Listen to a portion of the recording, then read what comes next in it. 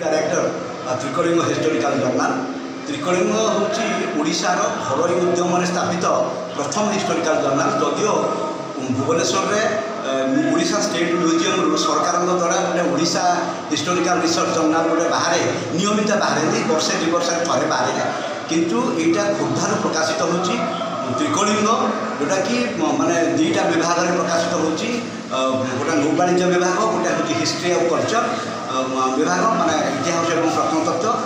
3 मास थे बाहर जानुरी गोटे, एप्रिल गोटे, जुलाई गोटे, अक्टोबर गोटे।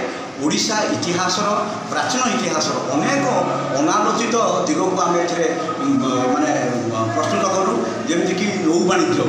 ओडिशा रे नौ वाणिज्य उपर क्या पाखे किसी तथ्य ना, किंतु मु जोर दे कहीपर त्रिकलिंग पाखे अनेक तथ्य रही। त्रिकलिंग धारावाहिक भाव में ओडिशार प्रतिष्ठित ऐतिहासिक प्रत्नतत्वविद जो मैंने त्रिकलिंग काम कर नौ वाणिज्य से लेखाणी आम त्रिकलिंग प्रस्तुत करुचु।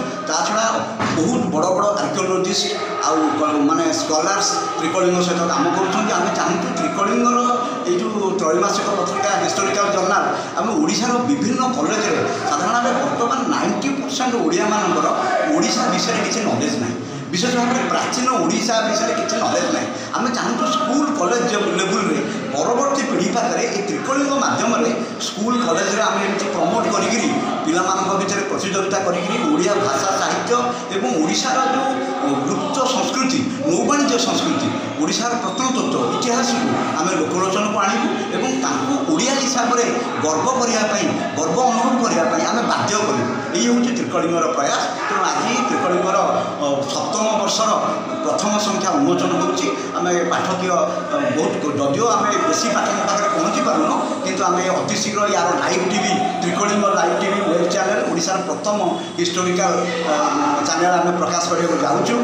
माने शीघ्र प्रकाश ये हम लोकलोचन को आसब एवं त्रिकलिंग लोक पाखे पहुँच आस्ते आस्ते। जय जगन्नाथ।